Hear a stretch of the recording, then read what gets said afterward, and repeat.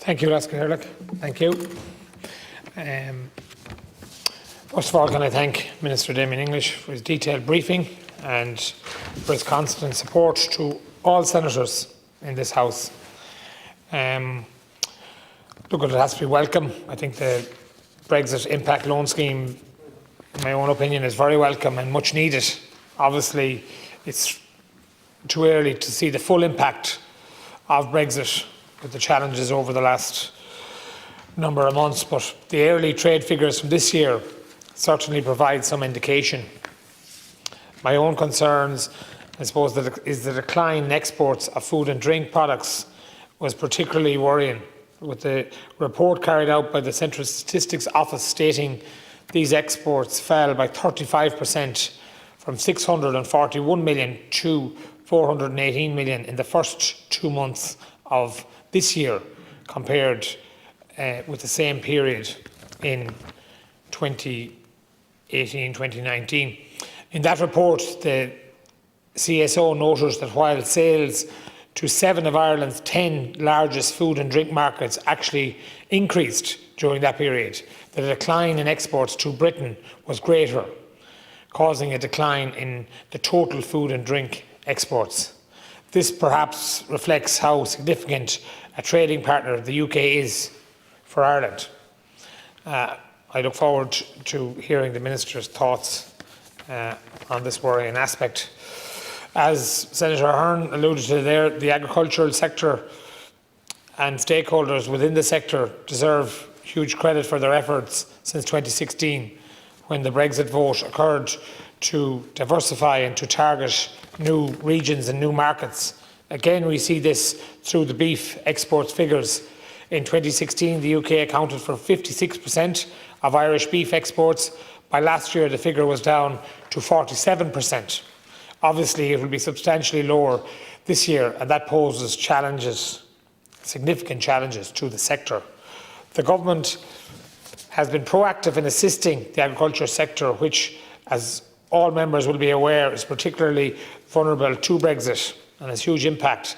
The 100 million capital investment programme for food processing sector announced in December was particularly welcome and will assist as the agricultural sector faces post-Brexit challenges, identifying new markets and adapting to the requirements of those markets.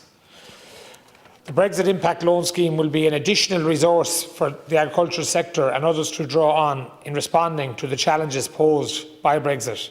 I think it's particularly welcome that SMEs and small mid-capitalisation companies, including primary producers, will now be included and can utilise lending through the schemes for activities aimed at addressing climate change challenges and other opportunities.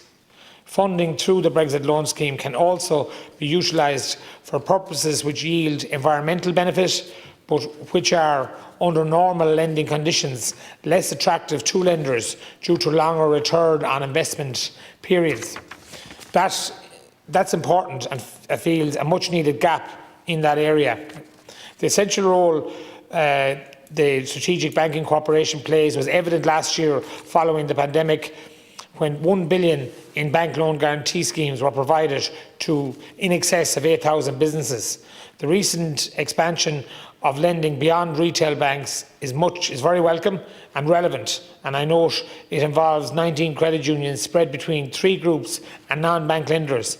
In light of recent announcement made by KPC and Ulster Bank, this is especially necessary.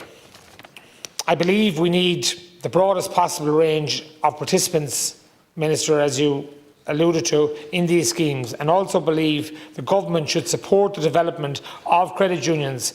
I stated this before in the House, as much as possible, and I would be grateful if Minister English provides his views on this and whether there may be merit in implementing, I think there is myself, but I'll wait for his comments, merit in implementing a quota for lending which must be done in such schemes other than through major retail banks. Finally, could I take the opportunity to wish all businesses across the country, Laska Hirlock, that open today, and retail especially, that have been under enormous pressure, particularly in Galway West and the west of the country. And they've had an extremely difficult nearly 5 months, over 5 months, and I want to wish them well. And people want to get back to work. They don't want to be getting support from the government, even though they've been vital to keep us alive.